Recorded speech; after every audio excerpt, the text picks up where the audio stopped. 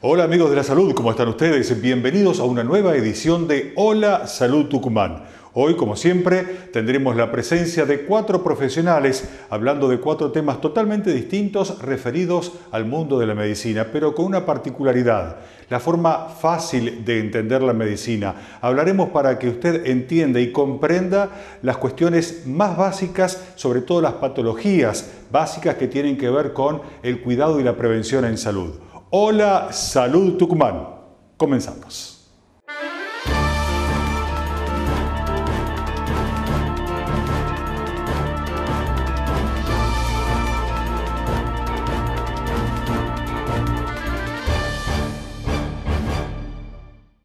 Entramos en el mundo de la oftalmología, especialidad que está relacionada a las enfermedades de los ojos en las personas, y hoy vamos a tratar un tema verdaderamente muy importante. Vamos a hablar de glaucoma. Glaucoma que se lo conoce comúnmente como presión en los ojos. Quiero contarles algo que es muy importante y quiero advertirlos de algo. El glaucoma, cuando aparece en sus inicios, no produce síntomas. Y cuando los síntomas aparecen, ya estamos ante un avance de la enfermedad importante donde seguramente algún tipo de daño ha ocurrido. Por ello es importante el control anual de la vista para poder detectar esta presión que se origina en algunas personas y que se denomina glaucoma. Usted, detectándolo a tiempo, puede ir al médico y el médico indicarle un tratamiento adecuado para tratar de evitar estos daños que les acabo de mencionar. Hoy está con nosotros el doctor Ignacio Liszczynski. Es un oftalmólogo muy reconocido en la ciudad de Tucumán y nos cuenta sobre el glaucoma, qué es y cuáles son los distintos tipos de glaucoma que existen. Glaucoma se lo asocia generalmente con la presión ocular elevada. La presión ocular elevada va dañando al nervio óptico, que es el encargado de conectar el globo ocular con el cerebro. Cuando el nervio óptico se daña, se va dañando en forma irreversible. Por lo tanto, es muy importante hacer un diagnóstico temprano de la enfermedad para poder hacer un tratamiento en el momento. El glaucoma se le llama normalmente el ladrón silencioso de la visión. Se le llama de esta forma porque justamente no da síntomas. La persona no tiene noción si tiene la enfermedad o no la tiene, salvo que le tome la presión ocular el oftalmólogo cuando va a examinarse. Por lo tanto, es importante el examen preventivo para hacer el diagnóstico temprano. Cuando uno logra evaluar al paciente y diagnostica de que tiene la presión ocular elevada o que tiene un daño en el nervio óptico, va a empezar a hacer una serie de estudios para tratar de estadificar a ese paciente. ¿Qué significa estadificar? Vamos a tratar de ver qué grado de lesión tiene, cuánto daño tiene ese ojo, para que en base al daño vamos a indicar el tratamiento adecuado. Para saber cuánto daño tiene esa visión, cuánto daño tiene ese ojo, nosotros vamos a hacer una serie de estudios. Tenemos estudios que los podemos dividir en estudios funcionales y en estudios anatómicos. ¿Qué significa esto? Funcionales significa la función, significa cómo ve usted cuando está en cualquier medio, digamos, cuando está caminando por la calle. ¿Sí? Puede ver el centro y puede ver también la parte periférica, que es la parte que está rodeándolo a usted. ¿Sí? Por ejemplo, yo puedo estar caminando, ver a una persona, pero también puedo ver el árbol que está a la par, otra persona que va caminando por la par, un auto, un coche que corre por la calle. Por lo tanto, todo eso compone todo lo que es visión, la visión central y la visión periférica. En el glaucoma, lo primero que se daña es la visión periférica, hasta que el paciente puede llegar a tener una visión que se llama tubular, que es ver solamente el centro, y esa persona tiene una lesión muy avanzada ya en su nervio óptico por la lesión que produjo su enfermedad de glaucoma. Por lo tanto, esa persona tiene mucha dificultad para movilizarse porque puede no ver cosas pequeñas o sillas o taburetes o inclusive escalones y puede hasta tropezarse. Por lo tanto, desde una visión totalmente normal, en donde uno tiene un campo de visión normal de todo su alrededor, la enfermedad va disminuyendo a medida que va progresando hasta que queda una pequeña visión tubular. Y la enfermedad, cuando llega a su final, puede llegar inclusive a la desaparición total de la visión, a la ceguera. Por lo tanto, cuando uno al glaucoma, la enfermedad, la diagnostica tempranamente, puede detener esta evolución natural de la enfermedad y el paciente mantener su visión. Por lo tanto, el glaucoma es una enfermedad que tratada a tiempo y diagnosticada a tiempo tiene una excelente evolución. Ahora, ¿qué estudio vamos a hacer? Como le venía recordando, tenemos estudios funcionales de cómo ve el paciente. A mí me interesa saber cómo está su visión y cómo impacta la enfermedad en su visión. Entonces, la calidad de vida del paciente, de cómo va a desarrollar su vida natural y normal de todos los días, depende de cómo se pueda mover él en su vida diaria de relación.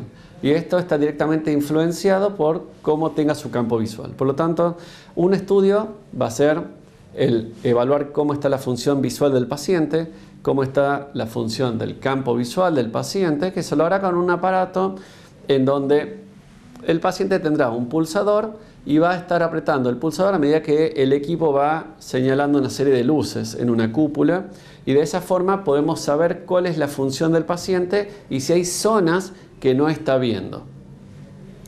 Otros estudios son los estudios anatómicos. Estudios anatómicos me van a medir lo que son las estructuras, lo que son la retina. En otras palabras, me va a medir la cantidad de cablecitos o la cantidad de fibras nerviosas que son las que tiene la retina sana. A medida que la enfermedad de glaucoma avanza, estos cablecitos o estas fibras nerviosas van a ir disminuyendo. Entonces, el espesor del tejido va a ir cada vez haciéndose más pequeño. Hoy tenemos equipos en donde pueden hacer justamente esa medición, de saber si el ojo que estamos examinando tiene la cantidad de espesores normales de tejido en cada uno de los sectores que nos interesa evaluar. Si están normales, vamos a poder ya en ese mismo momento explicarle al paciente que está en un estadio de enfermedad muy temprana.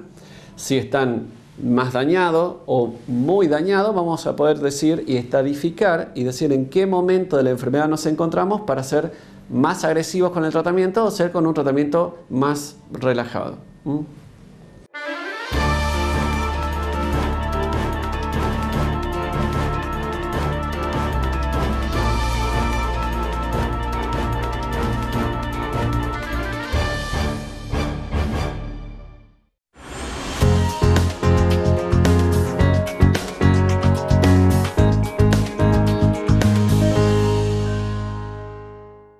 En programas anteriores estuvimos conversando junto con ustedes acerca de lo que es la medicina plástica y estética, y dentro de esto hablamos sobre los tratamientos quirúrgicos que se pueden realizar para originar un rejuvenecimiento de la cara en las personas, tanto en hombres como en mujeres. Para ello nos acompañó en esta charla el doctor Eduardo Palazzo, pero hoy vamos a volver a abordar este tema de cómo rejuvenecer la cara, pero en este caso con tratamientos no quirúrgicos. Hay personas que piden tratamientos quirúrgicos porque duran más y personas que piden tratamientos no quirúrgicos porque no desean ingresar al quirófano, pero sí desean rejuvenecer su cara. Hoy el doctor Eduardo Palazzo nos va a explicar lo que es ácido hialurónico, Botox, entre tantos tratamientos que existen para el rejuvenecimiento facial no quirúrgico.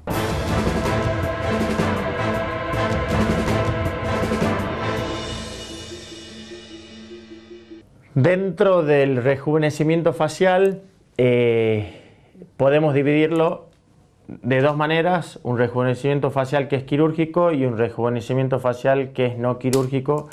Dentro de lo quirúrgico tenemos lo que es el lifting, que es la cirugía de toda la cara, y la blefaroplastía, que es la cirugía de los párpados. Y dentro de lo no quirúrgico hay un arsenal de tratamientos donde los caballitos de batalla son la toxina botulínica y los rellenos faciales. El tema es muy largo. Hoy tocamos lo que es lo no quirúrgico y por ahí voy a poner mucho énfasis en lo que es la toxina botulínica y los rellenos faciales.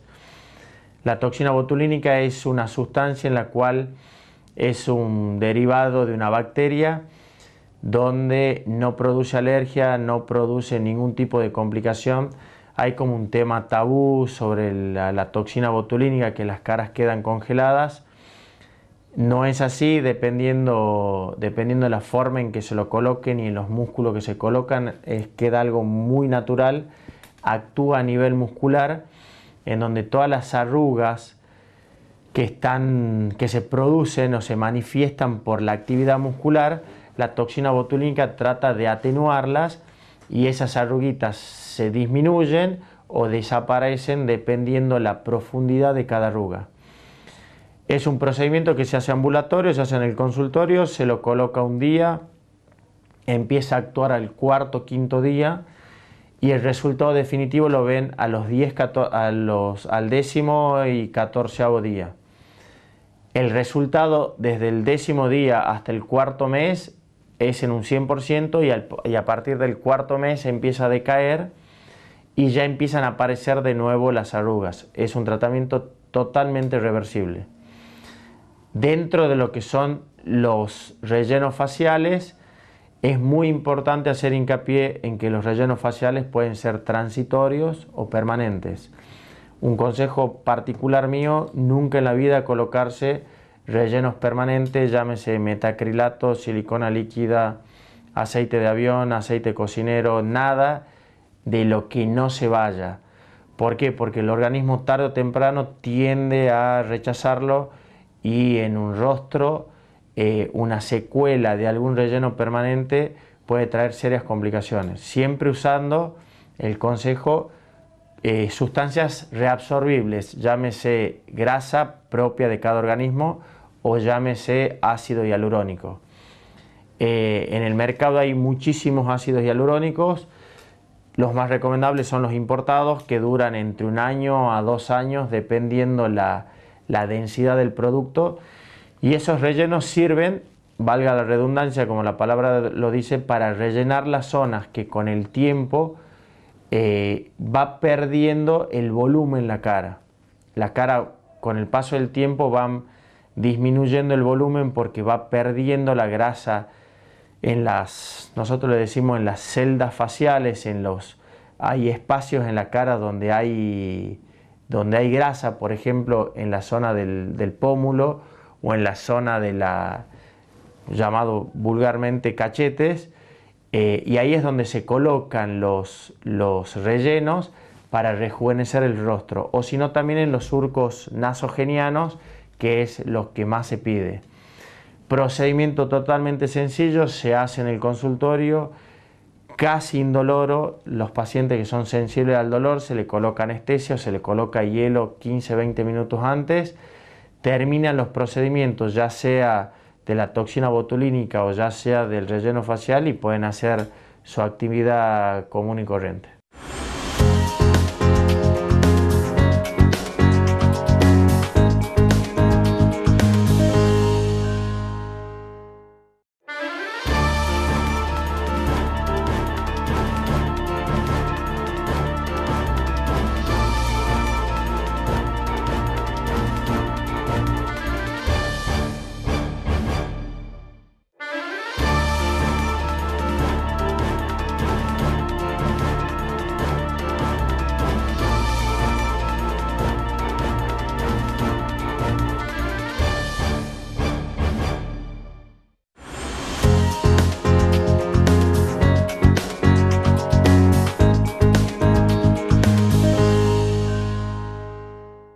En este bloque vamos a hablar sobre urología y hoy estamos en compañía del doctor Martín Lescano. Él es urólogo integrante del CUR, que es el Centro Urológico Rasguido, que funciona en la ciudad de Tucumán. Hoy vamos a hablar sobre el cáncer en riñón. Es un cáncer que es sufrido tanto por hombres como en mujeres en el mundo entero y que es importante conocer de qué forma se puede manifestar, de qué forma se da a conocer la enfermedad, para detectarlo a tiempo y poder tratarlo convenientemente. El doctor Martín Lescano, desde la ciudad de Tucumán, nos habla sobre este tema.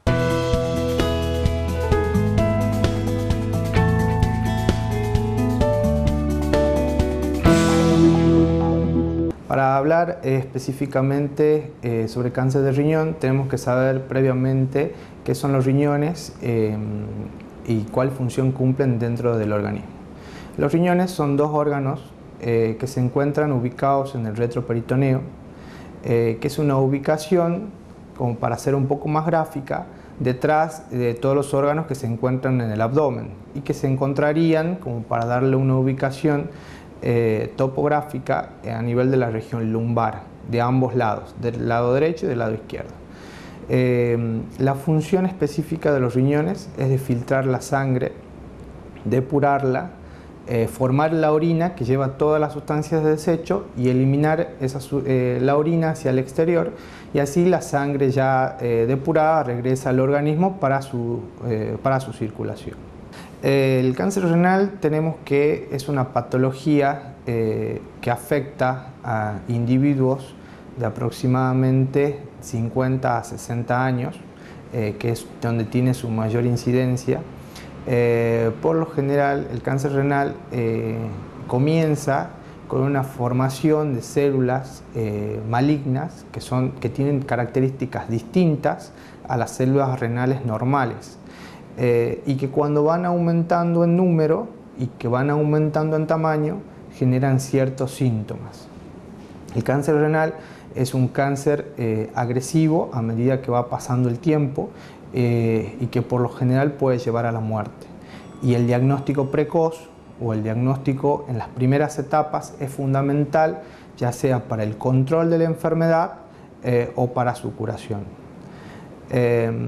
Por lo general, los primeros síntomas que puede generar el cáncer de riñón se da en pacientes donde ya el tumor está avanzado, que son dolor lumbar, como dolor tipo pesadez, sangrado en la orina, que esos son los síntomas más habituales, o alguna tumoración palpable en la región abdominal. Por lo general, estos síntomas son ya en una etapa avanzada. Los síntomas precoces, lamentablemente esta patología no tiene síntomas precoces, entonces no hay un momento especial en el cual el paciente puede ir a la consulta para buscar o pensar en un cáncer renal, sino que los diagnósticos precoces, los diagnósticos en las primeras etapas se dan en pacientes que han consultado por otro motivo o se les realizó algún estudio de imagen, ya sea una ecografía o una tomografía por cualquier otra patología o buscando otra cosa, y se encontró con esta particularidad, o sea, sería un diagnóstico incidental. Por lo general afecta a pacientes ya de edad media, de 50 a 60 años, pero se está viendo de que el cáncer renal está afectando a edades un poco más tempranas, desde los 45 años en adelante. Está muy asociado con lo que es el síndrome metabólico o la obesidad mórbida, y tienen factores de riesgo como el tabaquismo. También hay enfermedades familiares particulares que predisponen al desarrollo del cáncer renal, por lo cual si hay alguna patología renal específica en algunas familias, es conveniente hacer la consulta para que el médico pueda hacerle los estudios correspondientes y diagnosticar en un caso más precoz si es que hubiera alguna alteración en el riñón.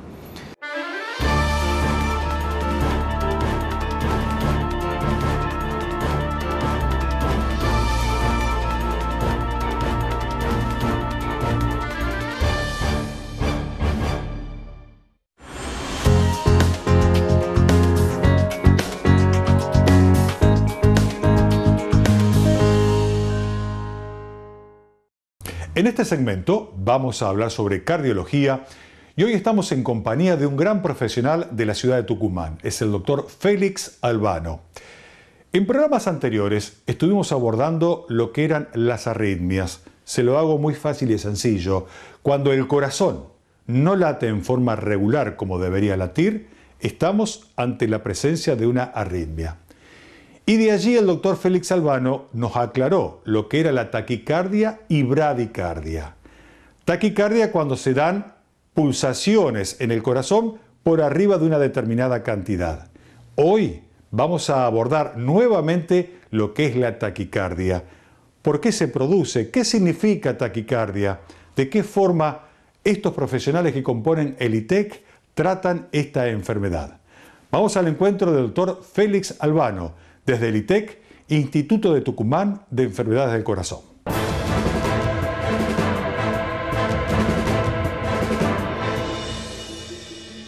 Dijimos que la bradicardia es cuando baja la frecuencia cardíaca por debajo de 60 latidos por minuto. Cuando sube por arriba de 100 latidos por minuto, vamos a tener lo que nosotros conocemos como taquicardia.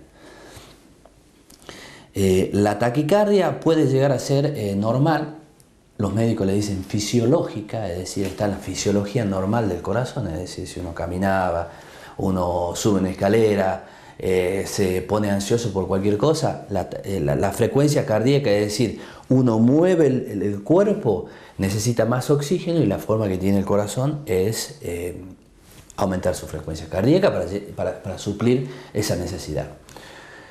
A veces eso es una taquicardia fisiológica.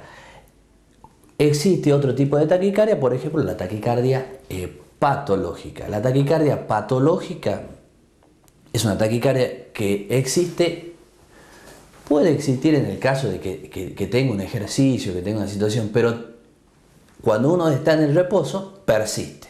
Entonces, quiere decir que hay un mecanismo por fuera de lo normal que genera ese tipo de taquicardia. Nosotros, como bien dijimos hace un momento, el corazón tiene una aurícula derecha, una aurícula izquierda, un ventrículo derecho, un ventrículo izquierdo. Si nosotros los dividimos y hablamos por arriba del ventrículo, van a ser aurículas. Existen taquicardias que son supraventriculares y otra taquicardia que son ventriculares. Es una definición, digamos, general. Uno puede derechas, izquierdas, auriculares, ventriculares, pero normalmente lo que se dice es una supraventricular o una ventricular. Depende la edad, depende el sexo y depende el momento, la clínica, es decir, cómo aparece la taquicardia. Uno las podría dividir a las taquicardias supraventriculares en tres grandes grupos. Uno es lo muy frecuente, que es la taquicardia por reentrada intranodal o TIN o TPS común. Normalmente se produce entre la aurícula y un ventrículo un cortocircuito que genera una reentrada, es decir, como si fuera una rotonda que no sale nunca. Entonces cada vez que da vuelta, en cada vuelta baja el ventrículo, entonces uno siente las taquicardias. ¿Qué es lo que hay que hacer en ese caso? Existe, digamos, la medicación. Normalmente no tiene buenos resultados. Los éxitos en la medicación, digamos, son muy dispares. Se dice, la bibliografía dice que lo que hace las medicaciones en este tipo de taquicardia es disminuir la recurrencia. Es decir, si uno tiene 5 taquicardias anuales, quizás tenga 3 y no 5, pero no va a estar resuelto ese problema de la rotonda que uno dice, no va a estar resuelto, porque lo que uno hace con la medicación es apagar un poquito esa reentrada, apagar un poquito ese circuito, pero no lo saca. Lo que actualmente se hace es una ablación por radiofrecuencia. La otra taquicardia que tenemos es la taquicardia conocida como Wolff-Parkinson-White, que es cuando uno había dicho recién que nosotros tenemos un nodo sinusal, que sale un cablecito hacia la aurícula izquierda, un cablecito hacia la aurícula derecha, un cablecito hacia el nodo AB, un cablecito para cada ventrículo, el derecho y el izquierdo. En este caso el Wolff es un cablecito de más que uno tiene. Uno puede estar del lado derecho, puede estar del lado izquierdo, puede estar del medio. Entonces lo que genera es también una reentrada, también un circuito anómalo, igual que lo que habíamos dicho hace rato de una TIM, pero ahora un poquito más grande. Y genera también una taquicardia que uno la siente en el pecho y de sentado. También la medicación tiene un tratamiento dispar, lo mejor es la ablación por radiofrecuencia. Por último, tenemos dentro de la frecuencia la taquicardia auricular, otra forma de taquicardia supraventricular. Por ejemplo, Taquicardia por arriba de 100. Auricular quiere decir que está en la aurícula. Quiere decir que hay unas células en la aurícula derecha, en la aurícula izquierda, que no hacen caso a ese nodo sinusal que está arriba. Quieren latir solas, son rebeldes. Entonces, para latir más que el nodo sinusal, lo que hace es latir a una mayor frecuencia. Entonces genera una taquicardia auricular.